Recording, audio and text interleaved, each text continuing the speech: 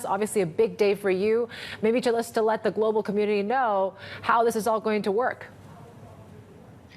Yeah, thank you for inviting me to your show. It has been an amazing journey for us till now. This has been a work in progress for some time, but today is a momentous day when we are getting launched by our Prime Minister. India International Bullion Exchange has been set up under the aegis of International Financial Services Centers Authority, which is in the gift city, you mentioned it. This is a unified regulator, and this is a special economic zone for international financial services. So one thing which we would like your viewers to know that there is no restriction on capital movement. So the gold which comes here, and as you mentioned, it will be traded in the form of BDRs. We have the international vaulting partners with us and the qualified jewelers who meet certain criteria in India area, in the domestic tariff area as we call, they will be eligible to import gold by remitting dollars in advance. So this is something for the first time has been permitted in India, where till now the gold was being imported with the nominated banks and nominated agencies. And this is a first step towards the disintermediation, whereby the qualified jewelers can directly come on the exchange and import gold. Tell a little bit more about the members. You mentioned jewelers.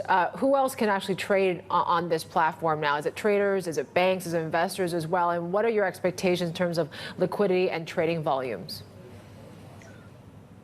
So as you know, India continues to be the second largest consumer of gold. And our intention for setting up this exchange was that we provide the platform to the international players to come here and start trading in gold. So the import of gold back in India from India International Bullion Exchange is just one of the first pieces, as we like to call it, the bedrock for us. There is a huge edifice which is likely to be created.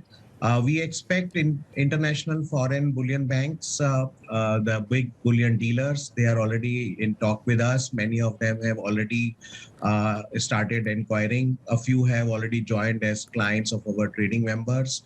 And they look forward to come here and start using our facilities for supplying gold. But that is only point number two. The point number three is that the active trading.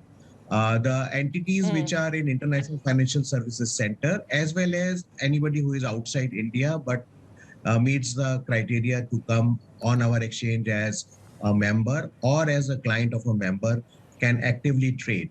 We are also looking to invite the investors to use our facilities if they want to invest in gold, which has been started now, and silver going forward, in the form of BDRs which will be in the demat account.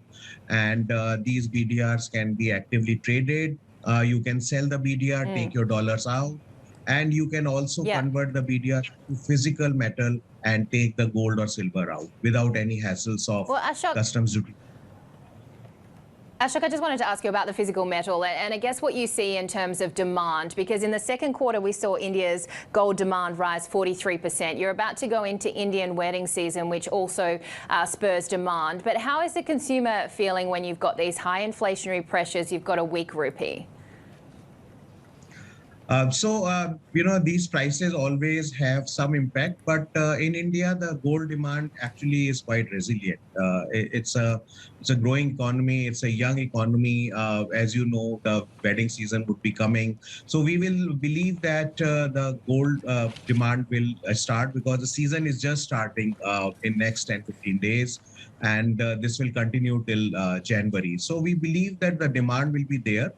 And a lot of steps have been also taken by government, where we are encouraging the manufacturing of jewelry, the export of jewelry. So it has to be a two-way market, which we aspire to create. But obviously, the India International Bullion Exchange will facilitate better pricing, transparent pricing, and a democratic way for qualified jewelers to come here and bid for the gold.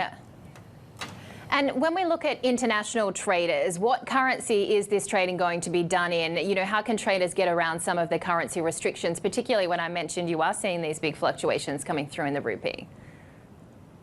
Yeah, so here the trading is in US dollar because this is an international financial services center, sort of a special economic zone where there are no capital restrictions. So you can bring in your dollars, you can invest in BDR, sell your BDR, take your dollars out, or even take the bullion bar out without any restrictions. So that's why many of the international banks want to also they are in talk with us to set up their regional vaulting hubs here.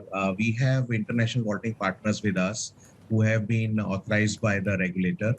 So we believe that a lot many players will come in and slowly but surely India will emerge as a price influencer in the gold market.